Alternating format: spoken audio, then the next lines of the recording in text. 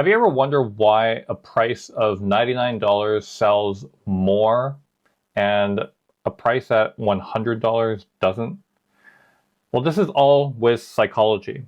And I'm going to teach you how price psychology works and how you can master it in order for you to sell more of your product. And by the end of this video, I hope it helps you price your products better in order for you to sell more of your products and services like hotcakes. All right, so the first thing we're going to go over is the power of charm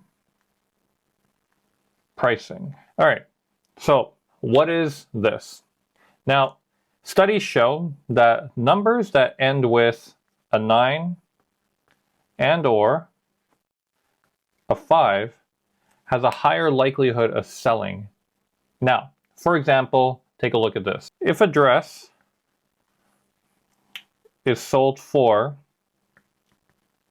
$39, it is going to do a lot more than a price that is a $34 or $44. Now, when you look at this, which one would you look at and buy? I hope it is 39. Why is that? You see, companies have been using this psychology tactic for a long time.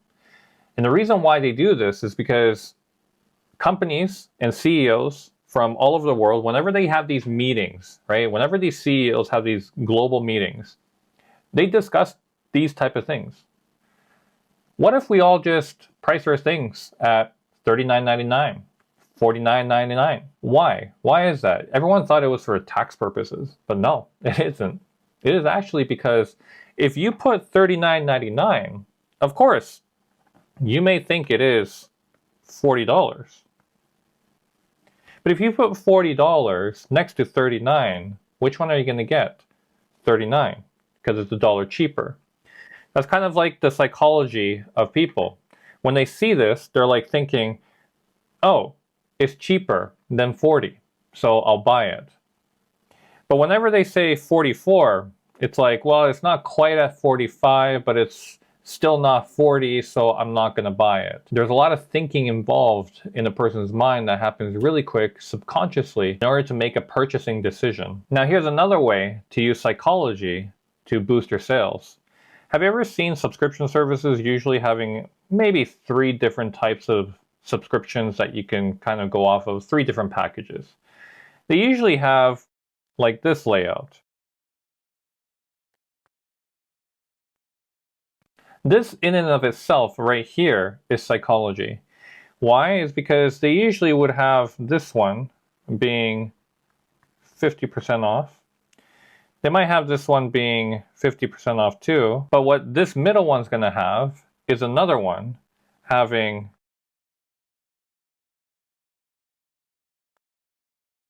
recommended. When you do this, and when this is at the center of attention, bigger than the other two, this is psychology to say, hey, pick me. This is the most popular one that people are getting. And if you ran this for a very long period of time, the middle one will be more popular. It's just going to pop.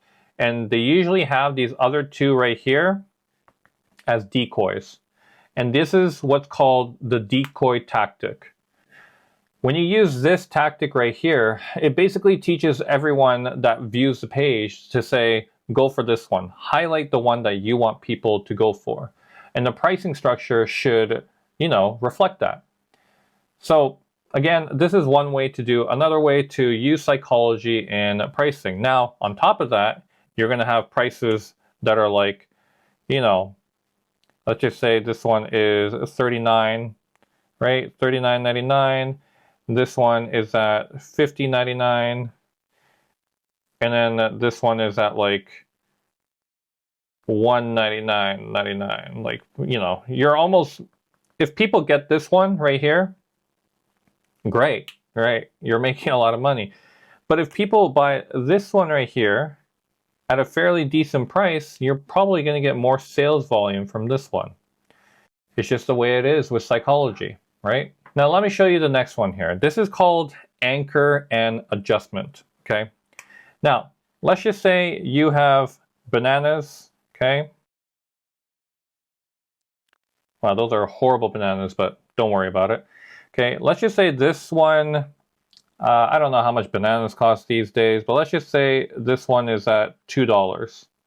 Okay, so you have another set of bananas right here.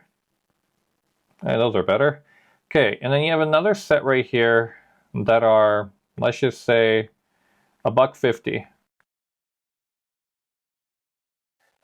Now, why would you buy this one right here? Because it's 50 cents cheaper, right? Duh. Okay, cool. But let's just say one is more organic and this one is not. What would you buy then? $2.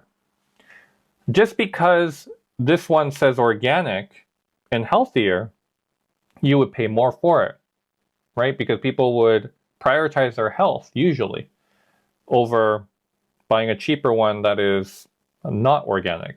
Maybe use some pesticides on it to keep the bugs away, whatever. Any type of thing that they use to grow it, chemical-wise, is not organic anymore. Now, whether whatever's in your store is truly organic and not, that's another story, right? But today, we're talking about psychology for prices and how you want your customers to perceive what they perceive. But having said that, are people going to get the $1.50 more or the organic more? What do you think? The average person making average salary, which one are they going for? Now, if you're making pretty decent salary, you may go for the $2 one. But for majority of people, they're making, maybe below minimum wage or just minimum wage, maybe just above, but, they're trying to save some money, right? They would rather save 50 cents here and there on groceries than to, save money on perhaps going on a better vacation. They would prioritize that more. So they would get the $1.50. And another reason why they would do this type of pricing is, let's say there's 3 types of bananas here, okay? Now, this one is selling for 99 cents. Do you think this one is going to sell more than these two? Of course. Doesn't matter if this one is not organic, because at the end of the day, it is another 50 cents cheaper than this one right here, right? So now you got basically $1 off from the most expensive one. But not only that, the reason why this one, the 99 cent, is cheaper is because it's almost expired within 5 days. Grocery stores usually do this because they want to sell it off real quick. And it could be that this 99 cent came from this batch, or maybe it came from the organic batch. Don't know, doesn't matter. At the end of the day, the pricing concept is that way, right? So whenever you want to get rid of things, and it's seasonal items like clothing, they usually have sales. And the reason why they make it cheaper is because they want to get rid of it. And if they don't get rid of it, where you're going to see them is they're going to sell it to thrift stores, they're going to sell it to other places where, discount stores and everything like that, and they can recoup some of the money back, because at the end of the day, to have these, the price markup on these could be over 150% to 200%. So if you can make that money within that before it expires, it's probably going to do better. Okay, now let me show you another pricing psychology structure. This one is called the frame effect.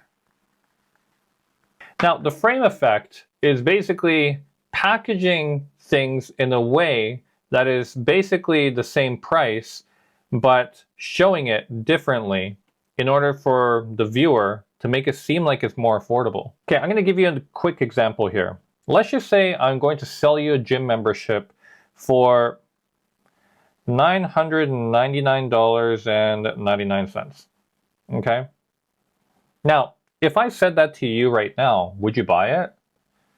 I mean, obviously, it really depends on the gym and how good of a quality it is. But let's just say, it's a run-of-the-mill gym, okay? It's not your high-end gym that you're going to get private chefs and all that kind of stuff, but it's also not a dingy gym with very, very old equipment. I kind of like those kind of gyms, but maybe you don't. Okay. So if I gave that to you, would you be kind of hesitant on it? Would you be like, I don't know, $1,000 right now? I don't know. I don't know if I can afford that. Okay, cool. Let's just say I give you another offer. I'm going to sell you a gym membership for $83.33 per month. Okay? This is per month. This is per year. Which one are you going to buy? This one. It's very obvious. Okay? But these equal the same. I'm going to get my money, not really today, but I'm going to give it 12 months from now. I'll still get the same amount, right? But the contract is a year. Okay? Now, I can give a quick example of how companies use this. You have companies like, I don't know, like Epidemic Sound. They are basically a royalty-free music that you can basically get a membership with, and you can use some of their music without ever getting a copyright free. Now, this is not sponsored, by the way, okay? There's many other ones. There's another company called Artlist, etc., right? Okay, cool. These companies do something like this. They have a yearly billing where basically they have it in small print. So they would say like, $25 a month. But then in very small print, they would say billed yearly. But this is especially true for Artlist. Epidemic Sound does have a monthly option, and they're not going to lock you in for a year, or doesn't mean that you actually have to pay the full year up front. But with Artlist, you do.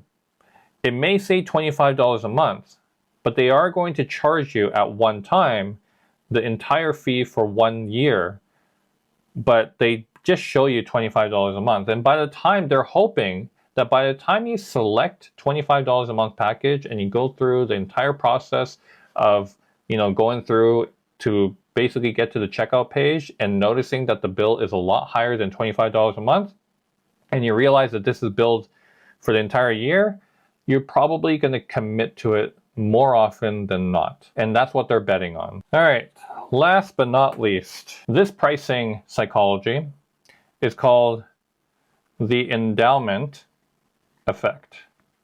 Now, what is endowment effect? It's basically a sense of ownership. So when a customer gets the specific item, they feel a sense of ownership, a sense of value, a perceived value that is far more than what the price was actually intended for. Now, for example, everyone has been affected by this endowment effect. Okay, and the reason why is because if you ever got a free trial for anything, a free sample for anything, you've been affected by the endowment effect. Okay, Costco, what do they have? Free samples. I've pretty much made my entire lunch from free samples, and probably I purchased one or a couple of them because they were actually really good. But having said that, maybe most people don't, but the effect of hiring someone to do this for free samples is going to pay off immensely in the long run. So that's why Costco does free samples. Now, another one is free trials. So, for example, let's just go back to what we said right here. Artlist, right? Royalty-free music, you have 7-day free trial. Okay. So once you have that 7-day free trial, you experience it, you love the music choices they have on there, everything like that. Okay, I'm going to commit to that 1 year lump sum payment. Okay. this is another psychology effect that when you get that free sample or trial, you feel the sense of ownership. You feel you don't need to imagine anymore of what it would be like to have that product in hand or service to be able to have an effect on your business or whatever you're trying to do, right?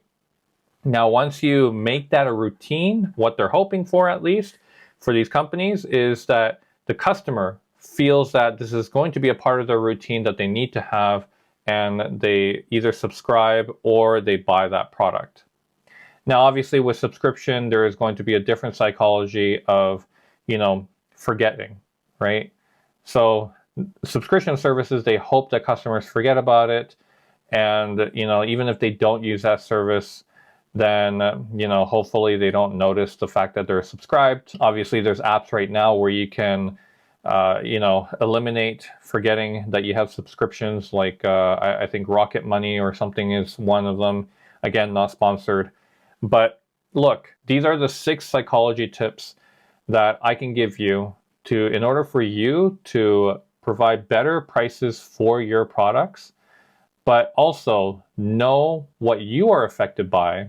Because if you are affected by it, then that means other people can too with your product and service. So take these 6 tips in mind, and hopefully you guys can use this right away in order for you to change the game of pricing structures for your products and service and start making more sales.